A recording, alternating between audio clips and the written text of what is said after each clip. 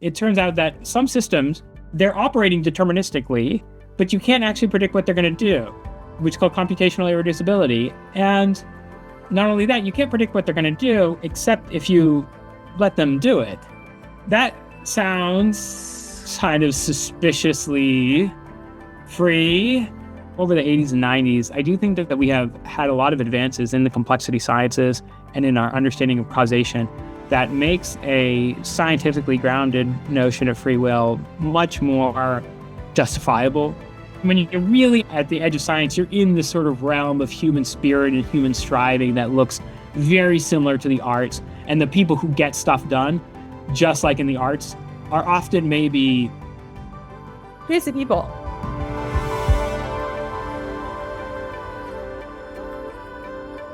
Welcome back, everybody, to the Hope Axis. My name is Anna Gat. This is my 27th episode. I had to look that up before we got started. My friend Erik Hoel is joining me today. I think we've been friends for like 8 years, 9 years. I don't even know. It's been too long. We were babies. We were babies when we first met in London. I first became Erik's fan and not friend because I remember reading a paper you wrote called "When the Map is Better Than the Territory" on Archive, and I was completely enamored with this idea. It seemed to make so much sense, which is something that happens to people when you first read about emergence. Everything suddenly falls into place, and it's only when you actually start going to the details when you think, oh, maybe this is a little bit more complicated than I first thought. So that was my journey, getting to know your work. And I think that has also been your journey in your work. And we will talk a little bit about your fiction, your nonfiction, your Substack, and generally your obsessions. Erik Hoel, welcome to the Hope Axis. How are you doing? Thank you so much, Anna. Well, it's good to see you as well. I think it has been. I think it was pre-COVID times where we first met, and yes, I do believe that we were officially babies at the time, as these people in their 20s just look younger and younger to me, you know. So. Do you have this problem as well? I feel like as millennials, we're becoming middle-aged. We start not knowing how old people are anymore. I think it's a typical middle-aged problem that you can't really tell when you meet somebody whether they are 20 or 50. And there's just this general confusion between these two kind of ends of the spectrum. And then you ask, tricky questions to determine that person's age. Like, where were you during the Game of Thrones finale? And how did you find out what happened at the end? Were you alive when, I don't know, the Da Vinci Code came out? And, little kind of spot checking is always worth it. The Da Vinci Code is such an excellent reference for that, because I don't think I've heard anyone reference the Da Vinci Code in about 10 years. But then, they're all dead. At the time, it was massive. I actually kind of I think the Da Vinci Code is just to segue, the Da Vinci Code was actually one of the reasons I wrote my first novel. Like, I really enjoyed the Da Vinci Code, but I also thought, it's completely ridiculous. It's so over the top, and I wanted to do like the Da Vinci Code, but like nothing happens, right? like it's like the Da Vinci Code as if it were real, right? Where it's like you kind of find a treasure map or like a clue, but then you can't really figure it out, and the trail goes cold, and then it's like that nothing actually sort of progresses. Everything just threatens to progress all the time. And so it was sort of like, can you do like that sort of deep intellect? What was attractive about the Da Vinci Code is that it is actually like very interesting, the history and so on that's in there. I don't think it's, all of it is exactly true, right? But some of it is sort of true and very interesting. And it was the first time people were hearing about it. And so it sort of has that, that little sort of intellectual adventure side of it. And it reminded me a lot when I read it of Umberto Eco. Or more so, it reminded me of like a character that Umberto Eco would write. In fact, I think, I think in Foucault's Pendulum, Casaubon. Is that the? Yeah. I completely forgotten. Yeah, it basically is Dan Brown writing the Da Vinci Code. Right. Like, I mean, it's like Umberto Eco might have well has imagined and created Dan Brown as sort of like a person. Oh, that's Uh, so interesting. I mean, yeah, in the Revelations, you always have I mean, that's why I love to call it, it's like what we discussed at an Intrinsic a couple of years ago, that it's like a road movie taking place in somebody's brain. I mean, you actually have road movie parts in the book, the Revelations, your novel as well, but you have this always wake up, always wake up, always wake up, which is also what Westworld uses to kind of keep the adrenaline of the viewer up, that it always starts with the androids waking up. And then you don't really resolve. I mean, we don't want to do spoilers, but it's not a straightforward murder mystery in the end. You always kind of raise the expectations. I mean, it exists in music, right? The heroic signifier in like music structuring that, you hear in the Clint Mansell trailer music. It always just goes up, up, up, up. And then where does it go? Is this how yeah. confidence works? Not to do a nothing? Is this a kind of No, fractal way of understanding it? I love that analogy. And yeah, I'm a huge sucker for structure, for interesting structures. And it's one reason why I haven't written another novel is that I'm very bored with just the very standard notion of a novel. Like I almost need constraints, right? So the Revelations is every chapter is a day. It's like 30 days, something like that. It's like a month of chapters. That's a extremely tough structure to pull off, and have it even just something readable. Because if you think about the way time works, it's like that means something interesting has to happen every day, but you also have to keep the realism of like, well, you can't have things that are too interesting happening every day. And so I'm such a sucker for these constraints and structures. And so I finally, years now, begun to write fiction again. And the reason why is because I think I've found a structure that can work for Substack. And that's very exciting to me because I need that. I need it to not just be the content of the thing itself. I need it to be its literal, almost like mathematical structure of like this literary object. What does it look like? And does it, if I picture, my books and the books that have interested me, they're always like some very esoteric, strange shape, So, I finally sort of figured out something that feels the same way the Revelations did, but I can do it on Substack. And so, my hope is to eventually, publish through the whole thing there. No. Um, You want to I tell us will, a little bit more about it, or is it no, okay? no. What are some of the novels that you like where you think that the form is really part of the plot and the experience as opposed to some kind of externally imposed flags? I mean, you start, if I remember correctly, the Revelation starts with Joyce, right? The James Joyce Yeah. quote. Would that be somewhere to look for your inspirations? Yeah, that would be like, I think, a very not obvious in a bad way. Like I think that there's a reason why, Ulysses is, often considered one of the best novels ever written, and that's because, he's just doing so much in one day. And it's sort of this very deep dive into consciousness. But I also like, I've always been a really big fan of innovative structures there's a book, Einstein's Dreams by Alan Lightman, which is all sort of like tales about different ways in which relativity could have gone. There's like a lot of Italo Calvino novels have like some sort of very innovative structure where they're based off of the zodiac, or something like that. So I'm just sort of a sucker for things that have that feel.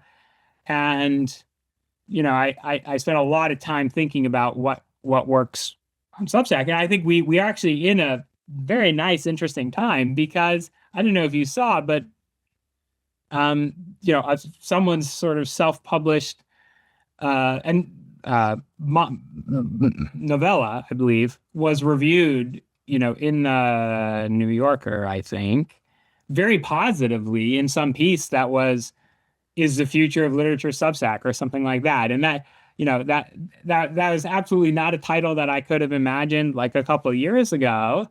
And now more and more very big name authors, some of whom are, previously famous in the literary world, are jumping onto Substack. And it's been very interesting because it's first of all, watching them adapt to the medium. And some of them I think are quite good. I think the majority are maybe not so good. Yeah, because I think maybe they're still trying to figure out how seriously should I take this? Should I I sort also of wonder if buy them that's all? a kind of man woman kind of divergence in literature, right? That men have a harder time getting published with novels, and so you see some kind of a decline in fiction of male voices. I mean, you have the older established ones, but on Substack, it's a free game, right? Yeah, and there's this, I forget what it's called or something, but and I'm probably butchering it, but there's some, a concern, and it's a concern that basically both sides of the political aisle bring up, because no matter what, it's sort of like not good, right? Which is that when you have like an intellectual space, and then women begin to become more and more popular on it, you'll find it has often been the case that men sort of begin to sort of withdraw and then find some other new space to colonize. And of course, you can say many different reasons for that, right? Like I'm being sort of agnostic as to, maybe this is just utter pure rank sexism, or maybe the sort of the the standards change, or maybe there's something psychological going on, or who knows. But I've heard that observed before, and I wonder if something, if there has been issues with publishing male authors in the publishing world, you might end up shooting yourself in the foot. And I believe I have an essay arguing not precisely this line of argument, but something along the lines of like, you really have to be careful about excluding, really sizable,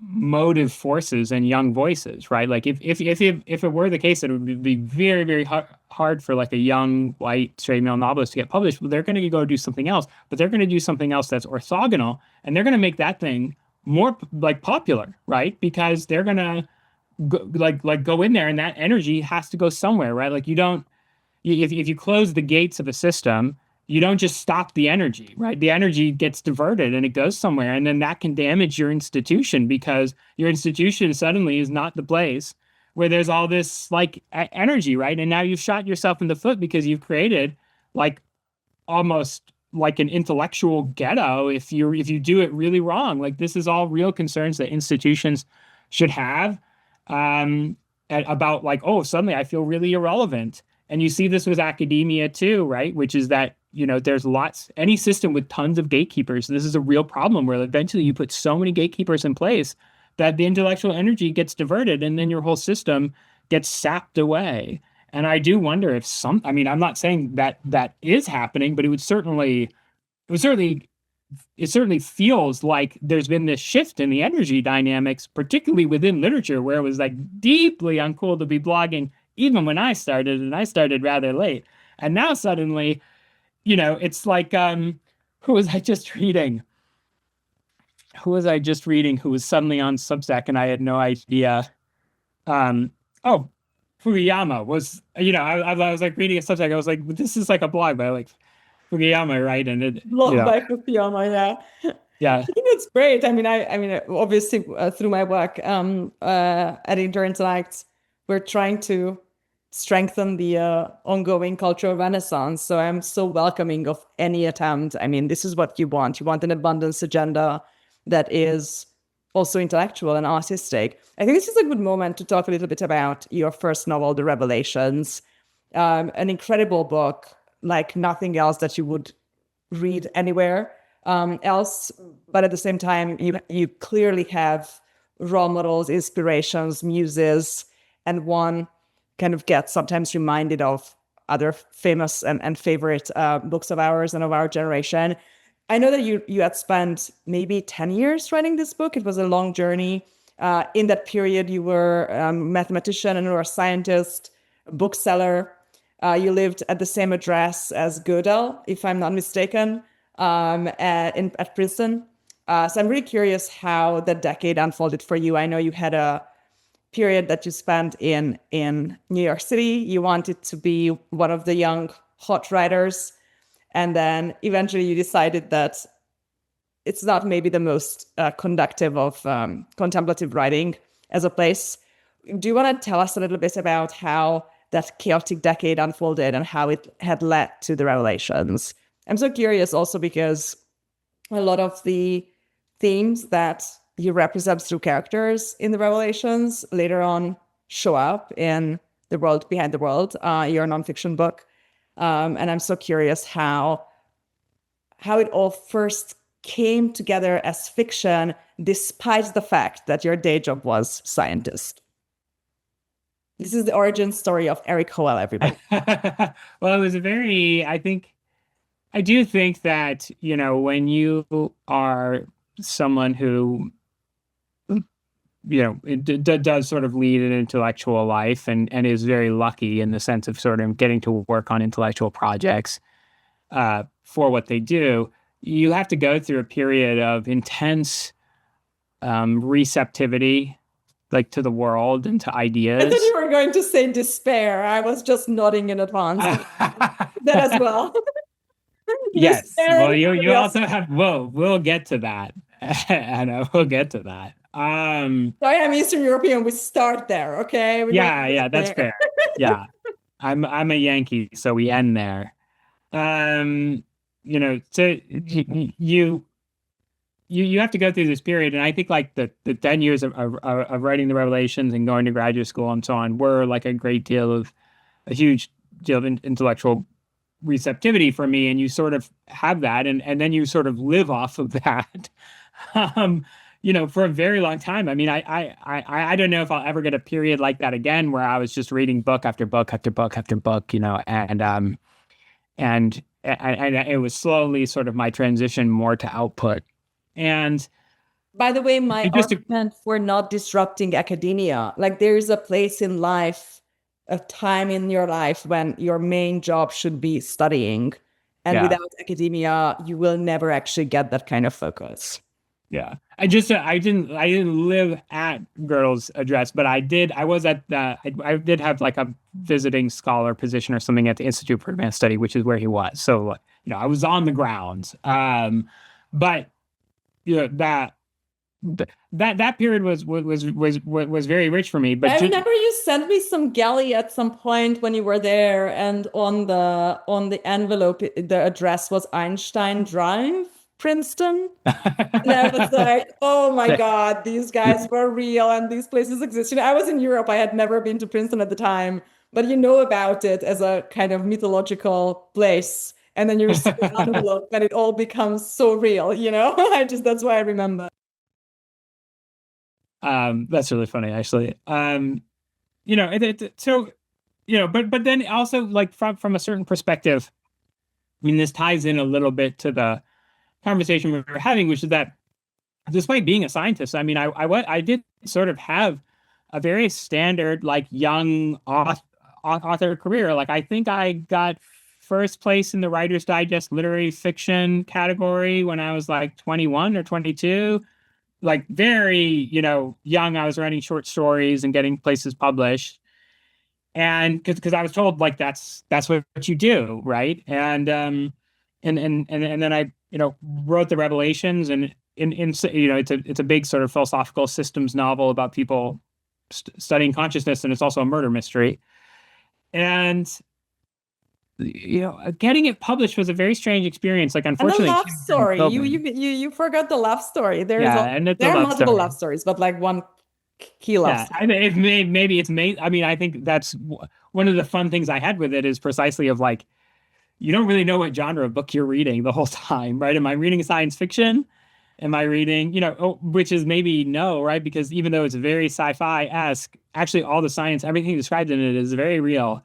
And is this a murder mystery? Like someone has died, but it's not quite clear if it's even been a murder, right? So you first have to even establish that it's a murder, or is it a romance, and so on. So, anyways, so No spoilers, but it's no, more no, no, no complicated. spoilers, Story is but more complicated than it looks, just yeah. like consciousness.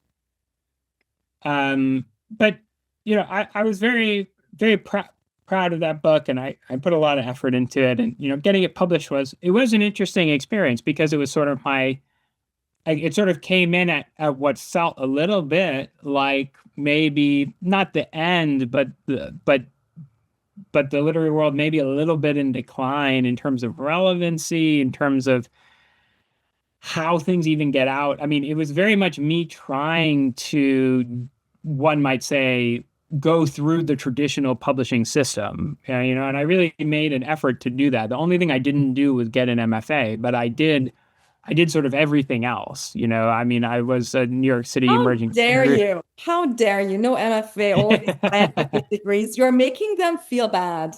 How Oh, dare I didn't know. Yeah.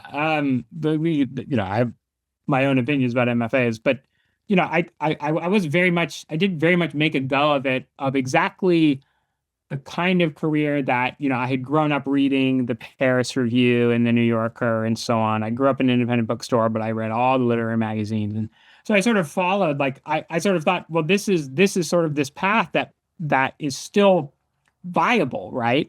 And but as I was going through it, I kept thinking, this doesn't feel right. And not because I'm, some sort of great, so like the best writer in the world or something like that. But I did feel, okay, I feel like I should be sort of making more progress than I am, given sort of what I was working on and what I felt shouldn't be like sensible and so on. And you hear this complaint, of course, by everyone who's ever say search for a literary agent or so on.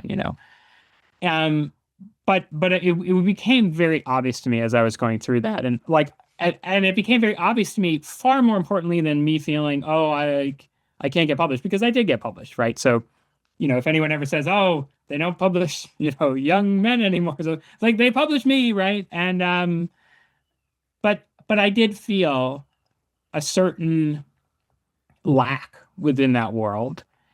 And I'll give a very simple example of it from the Revelations, which was, I did have an editor who I thought was good. She did give good feedback, right? But at the same time, I just felt something was very off. And let me give like a very simple example of this. Ever so often, a quote goes super viral on Twitter. And this is a quote that did not used to go super viral on Twitter. Someone discovered it like a couple of years ago, and now it periodically goes viral. And it's a quote from Kierkegaard's journals. And it's Kierkegaard says, I went to a party, I was the life of soul and wit. And then I came home, I looked in the mirror, and the dash here should be as long as the Earth's orbit, dash, dash, dash, dash, dash, dash, dash, dash, dash, dash, dash, and wanted to shoot myself. And this quote, like I found that 10 years ago reading Kierkegaard's journals, because the main character of the Revelations is called Kierkegaard. And and so he's modeled directly after Kierkegaard. And a lot of the little quotes from the Kierkegaard's journals are in the novel. And that quote was in the novel. Before, again, this had ever gone viral on Twitter, before most people knew about this sort of quote, which you'll see, it will crop up eventually. And you'll be like, I remember I was talking about this quote. And it was in there, and they made me take it out because they said, like, there's too many dashes. Like, it doesn't make sense. Like this reference. And I see that now, and I see, like, because it's such a wonderful quote, and I see that, it'll have some tweet or something that has like 2.5 million views, right, for this. Yeah. I think, it would be so easy for me to like quote tweet my novel and say, hey, if you ever want to read a book where there's a protagonist just like this, check out this, because this is my character literally doing the exact same thing in a reference. And I can't do that because, of course, they took it out. And that's They really wanted you to not succeed, right, in the 21st century. Or it was. like set you up for success in 1972 in 2022 I or didn't something. even get that sense. I got the sense of basically like a level of one might just say incompetence, right? Like just and again, I don't really But mean is it like because my not it's not specific. the best people who go into publishing? Why would you say this is?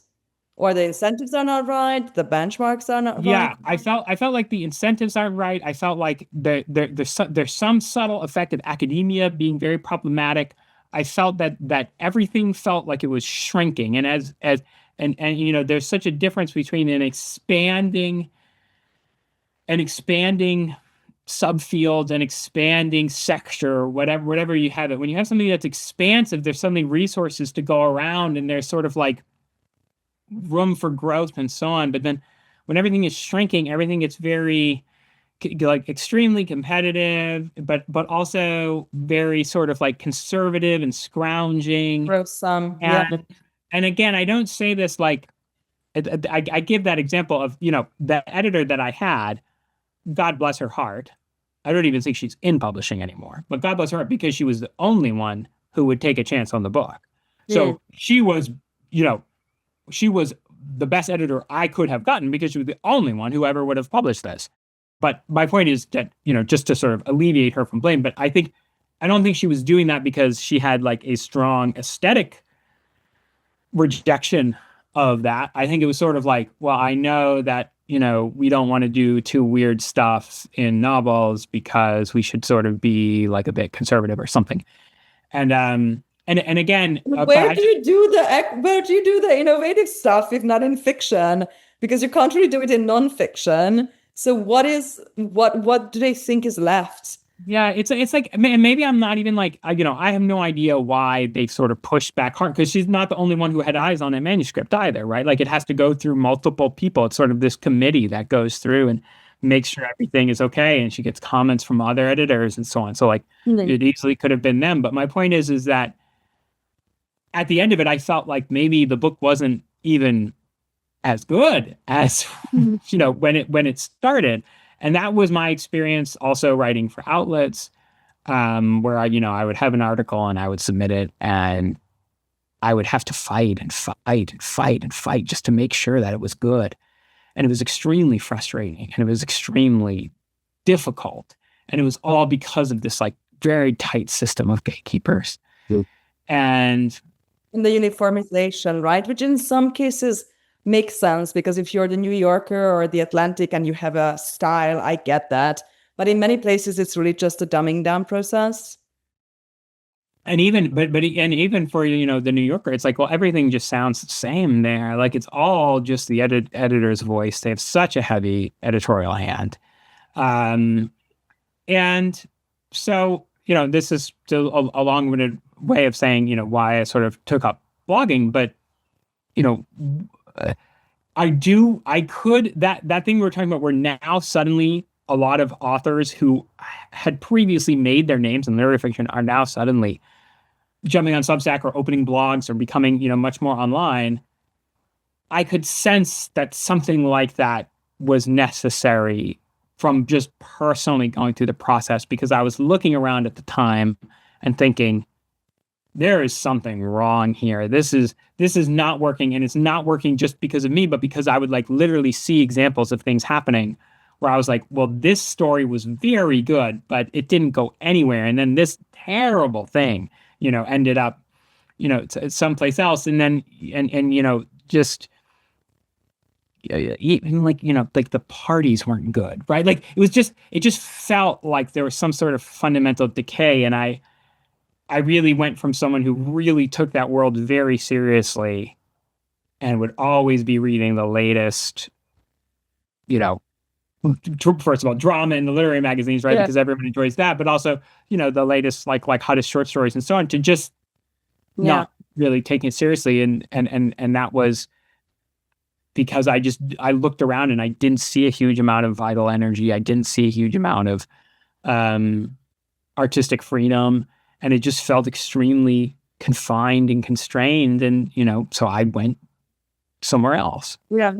I mean, I love the I love the part in Fleischman is in Trouble where the author has this like 1990s fantasy of the kind of tail end of grand journalism in the United States with all these rock star writers who can work, 1.5 years on a piece and make thousands of dollars and travel and have their hotel costs, covered in Paris. I don't know. And that's a fantasy, right? Like that world doesn't exist anymore. There's another world, and that's also a good world for intellectual engagement and production, but it's so different. And, having old-fashioned dreams has to be taken in a very metaphorical way. It's not going to pay out the same way. But I would love to talk a little bit about the circumstances that led for you to write the Revelations, because it will come back in your nonfiction work. It will come back in how you view artificial intelligence, because you started writing about artificial intelligence way before your Substack even started, way before the instructive perspective, right? There was the There's No Free Lunch article that also went viral from your own blog, in which you argued that AGI is impossible for very basic logical reasons. So I just want to go through. I don't know if you're still in agreement with your 2018 or I don't know what self, but I would love to just go back to kind of the integrated information theory labs and see who hurt you and what happened at the very beginning. What is your villain's origin? I think that because the Revelations is all about the scientific search for consciousness, and that sort of the mystery, the scientific mystery of what consciousness is, sort of becomes interlinked with this murder mystery. And I wanted to do that format because I was getting my PhD in neuroscience, and I was working on integrated information theory, which is probably if not the leading, one of the most popular theories of consciousness, scientific theories of consciousness that's out there. And it's, neuroscientists work on it, and they do experiments sort of under the aegis of this theory. And but at the same time, when you're working on something that large, it brings up really fundamental, like metaphysical, ontological questions of like, can certain questions actually be answered? And at what point free will, right? Free will be the great theme of your nonfiction book years later. Yeah, and but also maybe like I really, really, really wanted to figure out consciousness. And I was, as a young man, and I wanted to be the one who figured that out. And coming to grips with the enormity of the problem, because this is, it is, if you think about the number of victims who have failed, right, at this, it includes like Francis Crick, discoverer of DNA and Nobel Prize winner, right? It includes like all the great philosophers, all the great religious traditions, all the great scientists who's ever worked on the problem, like all of them has failed, right? So you can work on a problem like that. You can work on a problem like that, but you're working next to like a graveyard, and you can see it. You can see the ruins of the ships that people tried to land, right? You can see just this destruction of everything that they've tried, and so you have a sense of immense striving to figure out what is ultimately, in a way, a simple question, right? Which is just, how do brain states lawfully relate to experiences, and why do they lawfully relate to experiences? But that turns out to be a very difficult, very tricky question. And, I was working on it with some of the best people in the world to work on it, probably, a very small team of theorists. There's almost no one out there who even has the academic freedom to try to pursue that. I mean, most people, you would think every neuroscientist in the world, like if you described it to, a layperson, every neuroscientist in the world, surely they're trying to figure out the scientific laws that relate lawfully the experiences you have to your brain states. No, they're not doing that. There's like 2 dozen people in the world seriously doing that. And I was working with a small team of people throughout my PhD who were doing that, and I think that they were probably some of the best in the world to try to do it. Um, and so it was like in a way, a great intellectual privilege to work there and to work on such a significant problem at such the absolute edge of human knowledge in a way that even most scientists never really get to do, because the stuff that they're doing is much more sort of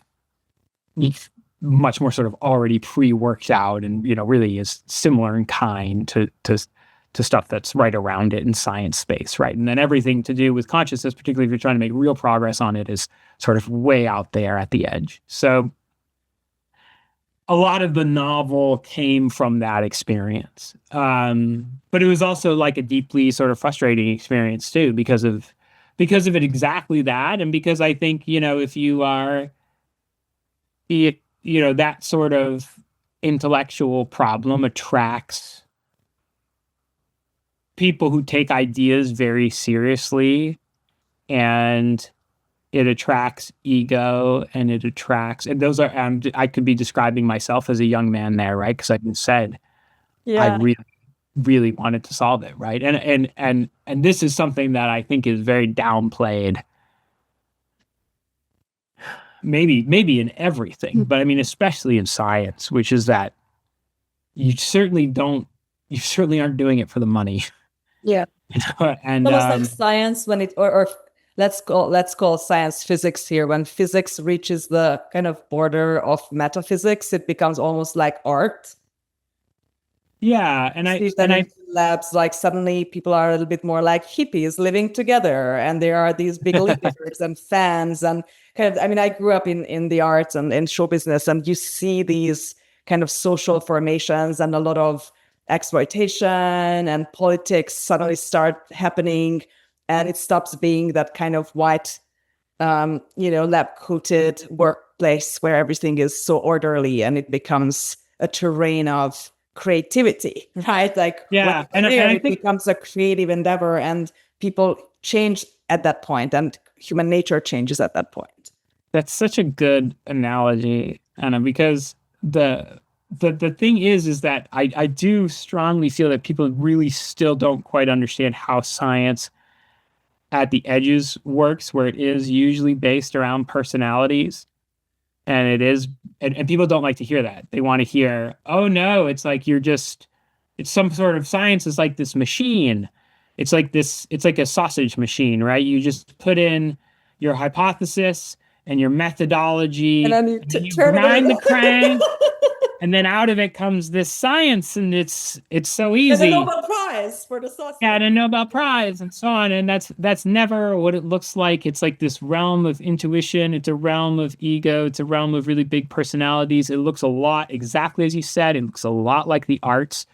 And I don't even think that that's bad. In fact, it's one reason I've become a little bit, I'm pro in sort of like a basic way, making sure that people's data is generally available, unless there's some, good reason not to, and that they're code, for scientists. But there's this huge like open science movement. And with the idea that like, if only we could sort of fix this process. And of course, to fix the process, you have to have some notion of what an idealized version of the process is, right? And I do think often a lot of that stuff sort of implicitly moves it towards like science as sausage making, and that we'll just do it by the rules of science. It's like you don't have any conception of what the rules of science are. Like things come to people in dreams. Like this is we're so beyond that, right? That when you're really at the edge of science, you're in this sort of realm of human spirit and human striving that looks very similar to the arts. And the people who get stuff done, just like in the arts, are often maybe Kind of not crazy, crazy people. kind of crazy, maybe not At maybe least not, weird. At least golden weird. glowing, most moral people, on planet Earth is maybe how I would say it. You know, And hear you. that's maybe true. That's maybe true and analogous for the arts as well, right? It's like, well, unfortunately, the people who are doing really great art aren't always, Sometimes the they're people that you assholes. want babysitting your kids Yeah, or and running the country, right? or running, yeah, or running the country.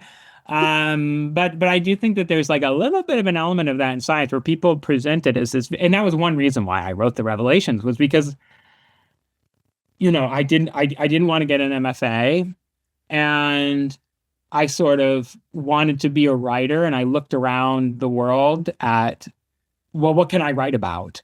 Because I don't want to just write twee autobiographical novels about myself. All the novels I was fans of, I was a fan of were like huge, sprawling system novels or novels about something very big and vast. My still to this day, my favorite writer is Melville. I know it's like the stereotypical answer, but I do think Moby Dick is the best novel written in the English language, or at least like if you don't have it in your top three, you're just get out. I'm not going to listen to you. And it's because it's like huge and sprawling, but most fundamentally is because it's sort of about something. I mean, this is a very American thing, right? I mean, this like America likes its art to be about other things. Europe is different, right? You can be like introspective, right? You can make your art very much like about yourself. I mean, maybe this is like the great criticism of like the the autobiographical turn, of recent American writers, which is that you're Americans trying to do what Europeans should be doing, but you're not a European, so you're not good at it.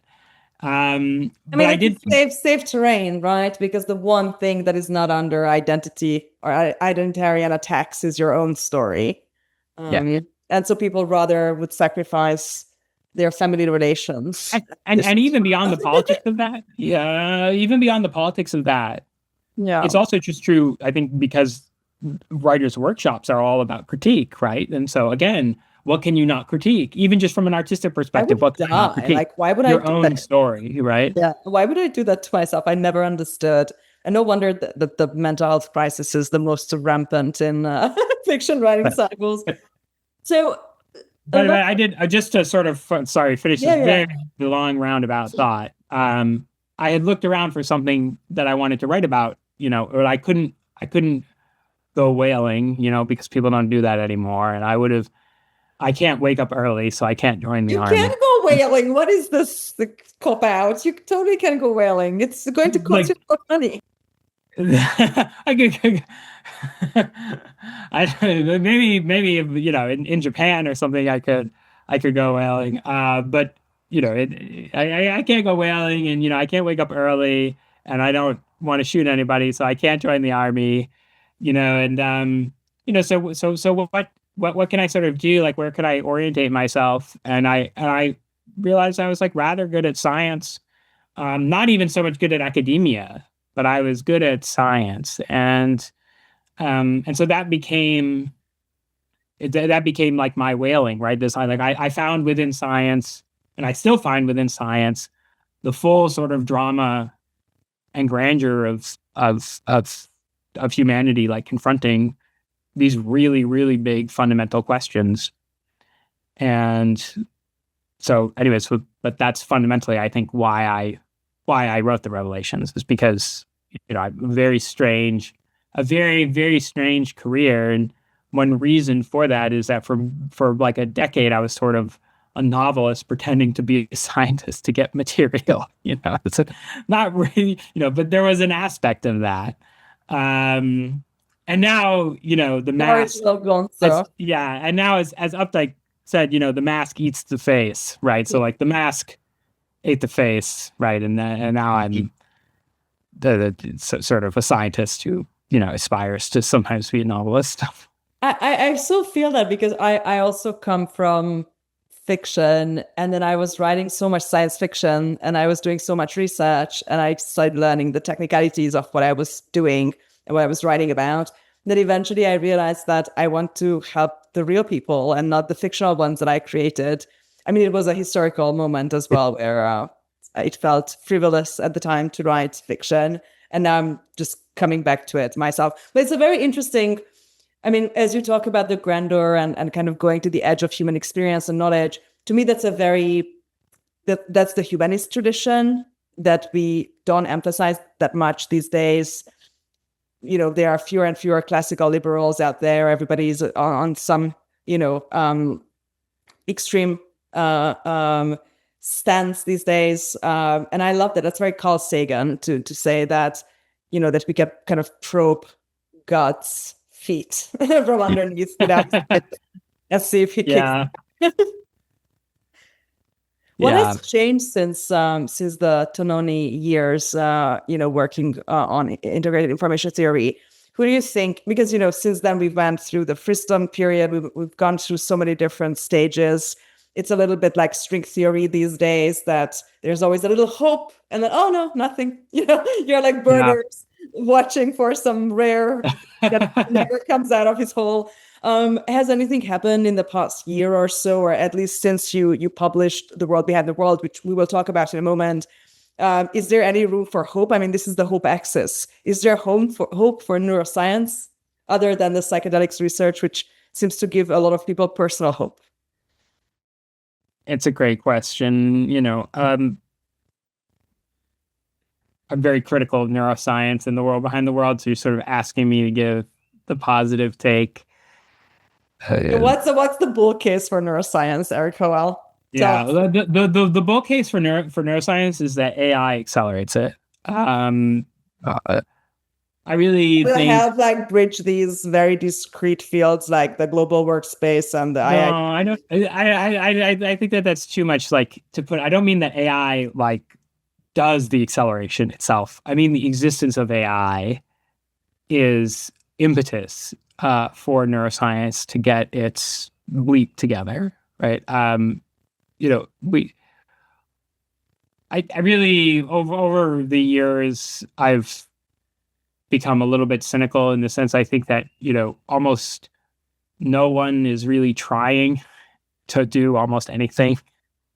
That's my general philosophy. So if you just try if you sound like a writer who lives in seclusion on some remote island with his kids and just so that's view of humanity. Is that true? Is that you? It's very true. But there's this hopeful side of it, right? Which is that then you just try a bit, and you'll suddenly realize that many people are not trying.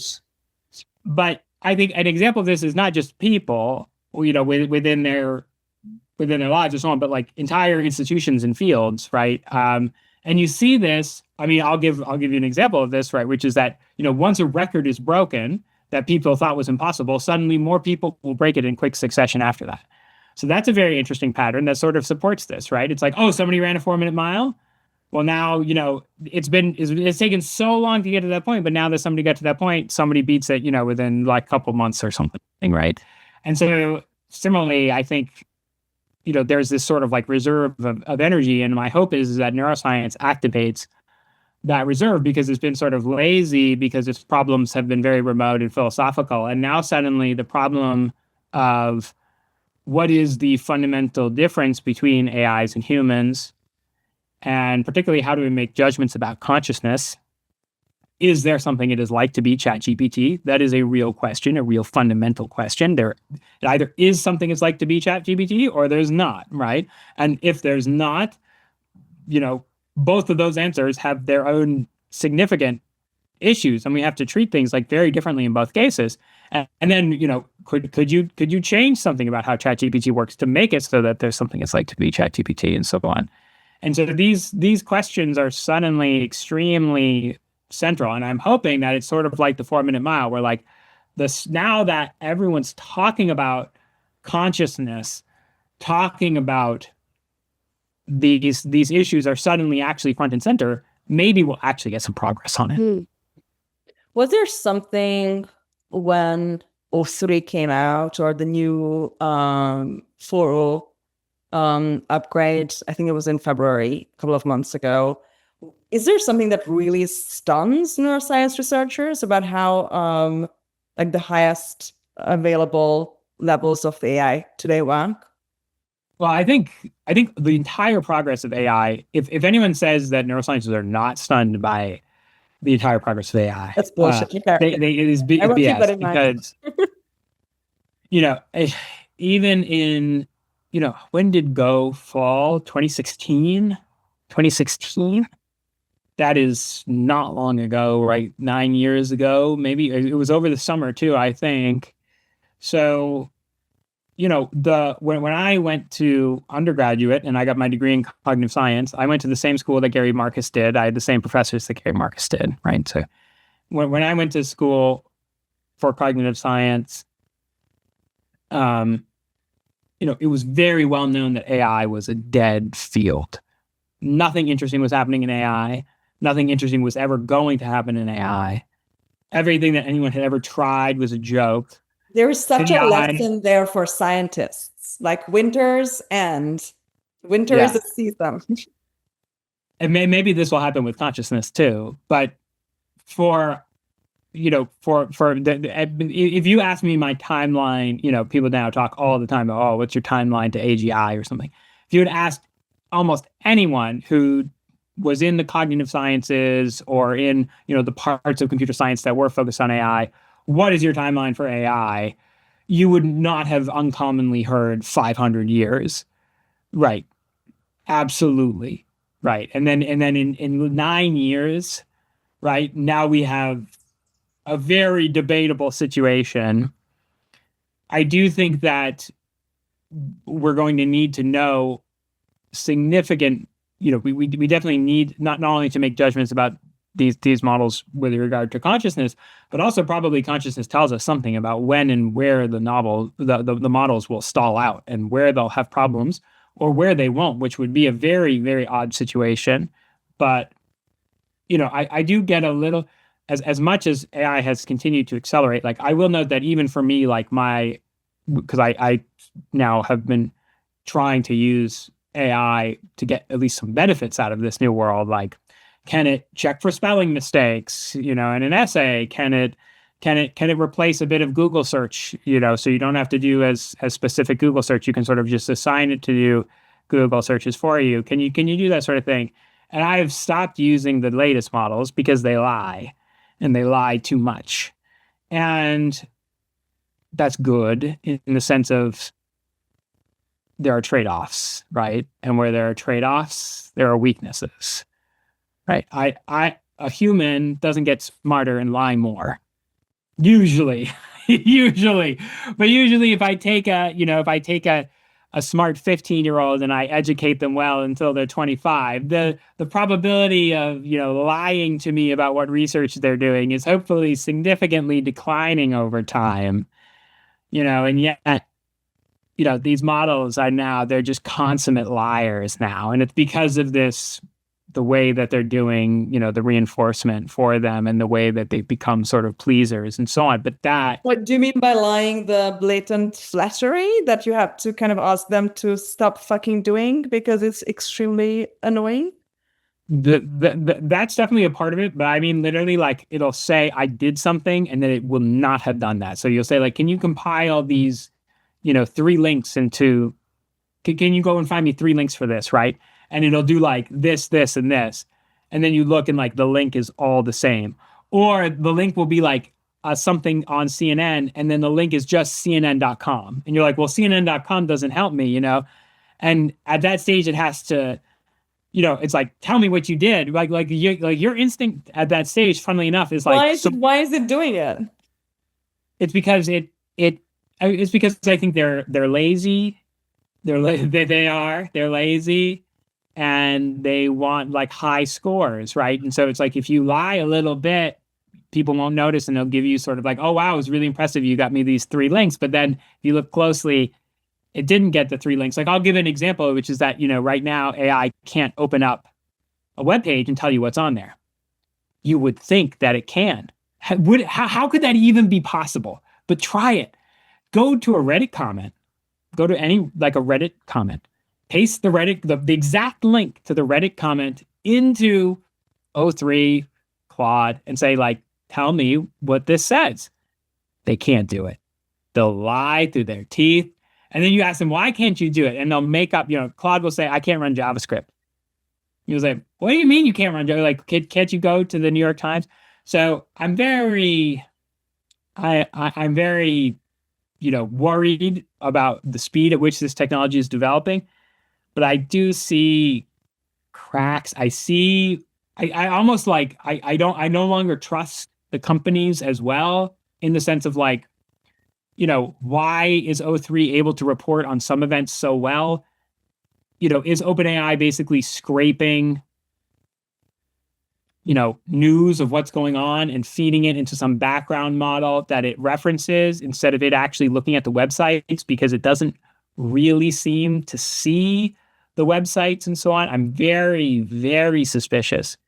And but that's an example of just yesterday. I was trying to get it to, and I couldn't believe it. I was like, how has no one noticed? But I tried a bunch of different ways of prompting it and saying, like, please just open up this webpage and tell me what's on it. And it can't do it, but it will lie through its teeth, and it will sound very smart while doing that. It sounds like a toddler. I think AI may have reached a toddler's level of veracity. That's so fascinating. We have a little bit of time left, and I want to talk about The World Behind the World, which is your great nonfiction book, where instead of, assigning schools of within the neuroscientific communities, schools of thought to specific characters in a kind of Thomas Mann, the Magic Mountain way, where they all represent, one part of the intellectual tradition, you kind of look these traditions in the face. And we also find out a little bit why your Substack is called The Intrinsic Perspective. Much of The World Behind the World is about the intrinsic, extrinsic perspectives clashing, and another unresolved mystery, like in your novel, basically, where you think that we're very far away from aligning or reconciling these two schools. And as you mentioned so beautifully, many victims have fallen whilst trying to do that. I would love to hear, first of all, what made you want to write a nonfiction book about something that you had already written a novel about? And is there something that is very different in your assessment of the matter whilst writing The World Behind the World that you maybe didn't know yet when you were writing the book? Well, they're both about consciousness, and they are, I think you're right, is that you could definitely see them as companions, the nonfiction as sort of a companion version to the revelations, in a sense. It's, never try to get between a neuroscientist and their amateur history, right? We're just drawn to it. A big inspiration for the book, though, was these, efforts that were, in a sense, like amateur, like Jolly James's effort, or Gerdash or Bach or so on, like things that had a certain playful quality to them. And, one of the arguments I make is that we sort of, what the story that's very commonly told is that we have this extrinsic perspective on the world, which is effectively science. And the extrinsic perspective is like thinking of the world as a set of mechanisms. And so, like, the laws of physics would be an extrinsic description, but also, an engineering diagram of a computer or something would be an extrinsic description. And everyone knows that our ability to describe the world extrinsically has gotten better, and it got better at certain historical periods. Like it got much, much better in ancient Greece, when the beginnings of proto-science, begin to get advanced, and it got better even into Rome and so on. And then it sort of isn't so good for a while. Don't say the term Dark Ages. You're not sort of supposed to say that anymore. But it's really sort They of, were there's all not feminist. element of it. It was very bright. Yeah, it was bright ages. No one could write or read anywhere, and there's no historical documents you can find at all, which is a big problem I ran into. there's just no one literate left in the world for like 500 years after the fall of the great world-spanning empire. But Irina Dumitrescu was on the podcast a couple of months ago. I will send you her episode. She's a wonderful medievalist and has a lot to say about that. okay, Yeah. well, again, as I said, sort of that It that's feels the name of dimly that. lit. Dimly, I think our takeaway after the episode was that it was a dimly lit age. It was the dimly lit age. I like that. But my, I make this argument that, humans have also gotten a lot better at describing the intrinsic perspective. They've been a lot better at describing their own consciousness and the consciousnesses of others. Sometimes people call that theory of mind, but I also mean it in sort of like a much more rich way, like the way that a novelist would describe what it's like to be a person. And, we do very sort of clearly get better at that at around the same times. And you have different forms, different media that get invented at particular times, right? Like the play, you have something like Medea. You have these early plays that are sort of the first cases of these internal monologues. And that's an example of you're basically inventing a technology that helps you describe your own internal consciousness better. And really, that process, I think, arguably reaches its apotheosis in the invention of the novel, which occurs right around the time of the invention of science. And I don't think that that's sort of a coincidence. We sort of get much better at describing the intrinsic world at the same time that we got a lot better at describing the extrinsic world, even though they're going in very different directions.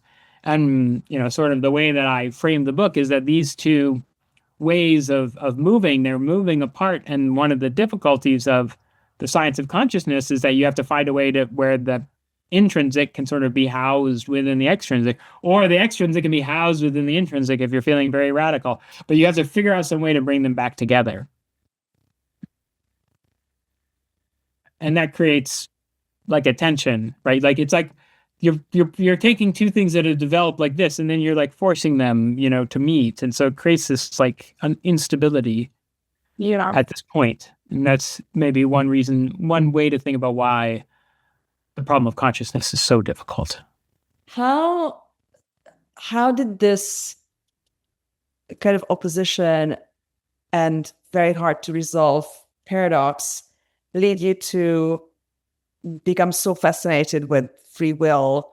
And do you maybe want to speak to a little bit what your conclusions or observations in the world behind the world were? Because, in Intrinsic, we do talk about Sapolsky a lot. There are so many people who view the world in an extremely deterministic way. I just found out from O3 that I'm an agent causal libertarian. So I was very happy to revisit your book in preparation for this podcast. How should we think about free will, and what is something that people may not understand about it?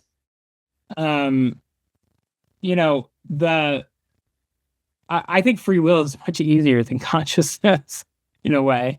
I think it has a tie-in to consciousness that's very clear, but I also think you can talk about it without that. And in fact, without sort of spoiling anything or saying anything, I will be doing more work on free will in the future. And because I think it's a very important topic, and that's because, very kind of quietly since over the 80s and 90s, I do think that we have had a lot of advances in the complexity sciences and in our understanding of causation that makes a scientifically grounded notion of free will much more justifiable and defensible than, say, in like 1950 or something. This has not really shown up, right? If you read Sapolsky, he's using, arguments about basically billiard ball views of the universe, and most importantly, very little, very sort of like naive pre-mathematical notions of causation. It's like, well, we have a very good notion of causation now. A lot of it from the work of Judea Pearl, the mathematician who won the Turing Award. And we have, better notions of emergence. We have better notions of complexity. We have better notions of like irreducible complexity. I give an example in the book of, a sort of a challenge to standard arguments against free will, which is, well, I can sort of predict if I knew all the laws of physics or whatever, I could predict what you were going to do ahead of time, right? And then you would just be sort of following along the railroad track of fate, right? Well, except it turns out that in complex systems of a certain kind, you can't do that. Not only because maybe you can't, um, because of the fact that it turns out that some systems, they're operating deterministically, but you can't actually predict what they're going to do. That's like a real property that some systems have, which is called computational irreducibility. And not only that, you can't predict what they're going to do, except if you let them do it. That sounds kind of suspiciously free. The whole notion of prediction there is then pretty bled dry. It's like, haha, I can predict what you're going to do because I have a time travel device. Yeah. It's like, okay, but can you predict what I'm going to do if you don't have a time travel device? Like, can you just take the laws of physics and predict what I'm going to do? And it's like, no. But if I had a hypothetical time travel device, I could predict what you're going to do. And it's like, yeah, but isn't that the same as just going forward in the future, watching me make a bunch of decisions, and then saying, haha, I predicted what you've done after I've watched you make a bunch of decisions? Yeah. Yeah. And, this notion, actually, at the same time that my book came out, these mathematicians, and I don't know if it was related to my book, but they published almost like the exact same publication date. They published a paper using this argument for something called like sourcehood, computational sourcehood, and is basically an argument for free will. It's the exact one I gave in the book. Sourcehood, with the notion that like if you are the source of your behavior, is that source computationally irreducible? And it's the exact argument I give in the book, which I had maybe sort of given, I think, in the public at various points before it came into the book. So it's interesting. But they put a lot of math on it, so I'll give them, the mathy credit. But I've been saying this for a while. The truth is the conventional wisdom plus math, right? In your book, what I love about The World Behind the World is that you have a relatively reassuring way about you in how you address some of these conventional observations that we're making. I mean, if you have a partner that you deeply know, if you have a child, you will kind of arrive at a similar conclusion that it's predictable, but also not, right? If we were actually predictable for each other, that would be a little like, nobody is 100% predictable, right? Nobody runs around. They are master manipulators, but the manipulative experience, whether the agent is a human manipulating another human or it's some kind of an algorithmic environment, it takes a while and it's very iterative, right? You have to kind of play chess with the other person and leave them no choice in the end, which is how tragedies work, right? Like playwrights, Shakespeare, they knew this. When we open in Romeo and Juliet, so many things can happen. These two people haven't even met yet. And every step, one takes one step, the other takes one step. Like every scene, we reduce their free will until at the end, there's only one thing left to do. The Hamlet is so special because he hacks his own system, right? Every scene, he actually has more choices than he pretends, right? That's why it's the first modern drama. But in Romeo and Juliet, no. In King Lear, no. Like it's in the inevitability, which is the what makes good fiction work. You don't know how they got there, but once they are there, it feels like there was no other choice. That's really interesting. I really like that sort of analysis. I will say, because people bring up issues of determinism or indeterminism or prediction or so on. In this sort of definition of free will, you can have something that's perfectly deterministic. So it's based off of this notion of, like, I could have a piece of computer code, and you could say, okay, what does that code do? And it would turn out there's no way, mathematically you can show, there's no way to know that unless you take that code and you run it on a computer. Even though it's just computer code, it's fully deterministic. It unfolds the way that it will always unfold, right? But you have to let it do the unfolding. Yeah. You can't know ahead of time. But then that becomes like very much a challenge of someone saying, well, oh, it like, I'll also say just that alone, I don't think gives you free will. I think it's an important component of it. So Yeah. I'm a big advocate for sort of like, okay, you take that property, you take the property of, you know, causation being coming from agent's own internal like macro scale structure. Like you can sort of get much more in-depth definitions. But just regarding this one point, like as this example, people Yeah. are commonly saying, well, if I could predict what you were going to do, that would count as you therefore do not have no free will because you're sort of destined to do it.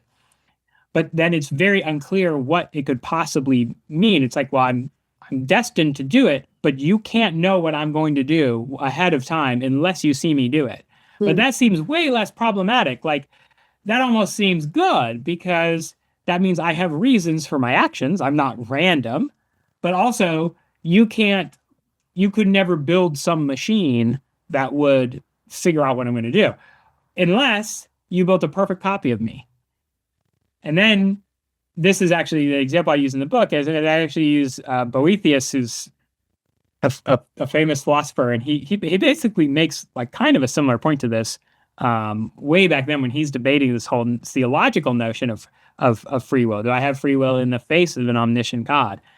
And what this would mean is, okay, I even if I can't predict what you're going to do, I could create a perfect copy of you, sort of freeze ray you, let the perfect copy run in time, and then I can predict what you're going to do because you're going to do the same thing as your copy. And again, that seems like very almost like deeply unimpressive, right? Because then it seems like, well, free will is like this property that you had to allow to act, right? Because I can just say, well, my free will was my perfect clone's free will. Like we sort of shared this free will, Yeah. like you're now redescribing it, right? But you didn't really get rid of this property of mine because you made a perfect copy of me that now has this property. So, You basically have like an incompleteness problem wherever you step because you can't directly solve this problem. Yeah, it's like solve another problem. Yeah, it's like okay, I took someone's free will away, but I made an entire new person with free will. It's like, I don't know, that seems like a conserved quantity like that you're not really getting rid of. But I'm also curious about like maybe a more, a different twist where you have as much free will as you think you do, right? I mean, you spoke about Hamlet. I always think about tyranny as tragedy, because what a tyrant does to you, whether that's a domestic abuser or a president, is to convince you that there are fewer players and fewer choices than you have, right? Because everything in this emergent or free will as a kind of guarantee granted by emergence kind of hinges on the amount of data, right? If you forcefully make somebody not use a lot of their data about the world, what would tell them that they have a lot of choice? I mean, the reason why in Shakespeare determinism works so beautifully is because you actually have a limited amount of players on stage, right? That's why we love drama. That's why we love fiction. In even in a grand tableau book like, War and Peace, which is about whether his story is deterministic, you have a finite set of characters, which is not at all true about humans in most cases. And if you read about, the Lord of the Flies thing, or when a plane crashes, Donner Party, like small groups, it's a kind of mindfuck situation where an individual has to, for a while, forget that there are other people, or in cults, right? Like suddenly people have a far less free choice. And so I'm always interested in the perception side of it. Although as an agent causal libertarian since last month, when I found out this about myself, I, view the world as, no, actually I did view the world always as a very deterministic place where the determinism is other people and everybody's choices that you have to kind of act within. But when you're in Romeo and Juliet, the other people is a very small group. I'm curious when in politics or in a weird workplace thing where people start hallucinating that that's real somehow, they have a kind of collective loss of mind. what the process is where we think that we are in a far later stage of the narrowing down of options than we actually are, and how can you deprogram people basically at that point? Well, I think I mean, one reason why I become much more interested in free will and willing to take a strong stance on it, right? Like you see me now I didn't used to use the word free will because, like many scientists, I didn't want to poke a hornet's nest and so on. So I've begun to really sort of just openly use it and openly argue that we have a good scientific basis for it. I haven't really gone through all the reasons I think that here. If you want to sort of check out the book and see the more detailed case, and I'm going to have more coming up on this soon. But one reason why is because I do feel that it's very important that we do not mistake these machines for humans. And if you think of humans as just machines and you think that there is no free will or something like that, it's going to be very easy to do so. And it's going to be very easy to perhaps lose something fundamental. Like if I have to choose, like imagine I literally have this choice where I say, okay, who do I want to be the best scientist in the world? Someone who's more intelligent but has no free will, or someone who's intelligent but has free will. You have to write this short story. I want to read this. You have to write this. And that's a real choice that we might end up making, and we might, we still don't have a solution to consciousness too. Like speaking of sort of things out there as wild cards. So you might end up saying, intelligence is all I value. And you end up replacing huge amounts of your society. And then you're like, why am I stagnating? Why am I failing? Right. And then the society that doesn't and that views humans as like fundamental and special and non-mechanistic doesn't do that. And, they're still rocketing ahead in terms of progress. And it's like, why? And it's because you got confused about what you were, right? You looked in the mirror and you saw this thing, and that is just as much as people talk about super intelligence tiling, the planet with systems. I think many of the risks of AI are almost spiritual or at a cultural vitalism level. I've written a lot about this in terms of art, and a lot less about it in terms of sort of areas beyond that. But I think it's true there too, where if you replace yourself with Simacrula, and if you're not really sure about what you are and what makes you special, because maybe what you are and what makes you special isn't just how well you did on a test. Maybe it's something a little bit more than that. And if you're not sure and you replace all this stuff, and then you don't get the same results in the end. But by that time, all the economics of it, everything has become so biased towards one thing, you really can't go back.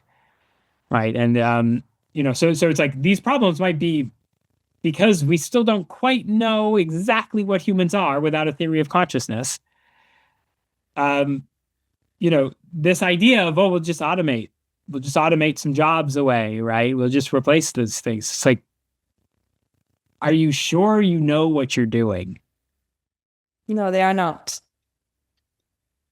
How could they be? How could they know, or whoever they is? Like, how could they know something you don't, right? Or the leading scientists don't?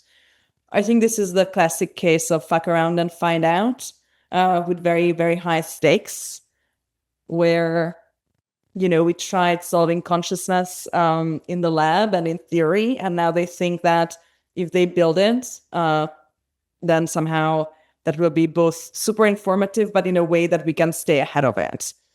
I have follow-up questions. Before we wrap up, I would love to just, speak a little bit about your Substack, what you have coming up. This is the Hope Axis, and I find that you are expressing a lot of your hopefulness in the world through your Substack and through how prolific you are and how great your topics are. Your most recent piece, if I remember correctly, was about your eldest child and how you taught him how to read. If something shall give people hope, I think that that's a very hopeful event. Do you want to promote the intrinsic perspective a little bit here to the viewers and our listeners. Although I'm pretty sure that people who are engaging with this episode have some idea, about your work. But if somebody's a complete noob and just came for me and now fell in love with Erik's work and thought this is a good moment to sell it to them and become a paid subscriber, listeners. Don't just be right there. Well, thank you. That's very nice of you. I do try to maintain a little bit of a hopeful valence sometime. If people want to find it, they can just search the intrinsic perspective on Google. It should be one of the first results generally. But I do think a lot about this as someone now, maybe to end here on the hope axis, like with kids, that really has been a real significant change for me. Mentally, and just of who I am. And a big part of that, I think it has to be hope. I see so many of the changes of the world, it's so funny. It's like, it's like this, it's like some fable or something, it's like, can you learn to read faster than these things, because they're going to be with you there. And I don't know yet if they're like real serious competitors or maybe they're helpers. Maybe they'll end up being helpers, right? Maybe they'll end up helping you in many, many ways. Or maybe they'll end up hurting you in many, many ways. I don't know yet. But I want to hope and prepare, maybe. Just in case you need a John Connor. As a friend of mine recently said, we have to adapt. It's going to be an adaptation. It's just going to be very fast, right? We will have to adapt very fast. Yeah, I think it's cool. I mean, I also believe in free will, so I don't see us enslaved yet. Erik Hoel, thank you so much for being here and being so generous with your thoughts and your time. I hope you will come back to Intrinsic at some point. It's always such a pleasure having you and following your work. And our audience, please subscribe to the Intrinsic Perspective. I'm also going to add the link in the description, in the audio and in the video as well, so you can continue conversing with Erik there. Thank you so much, Erik. This was a pleasure. Thank you. It's always so fun. Thanks, Hannah.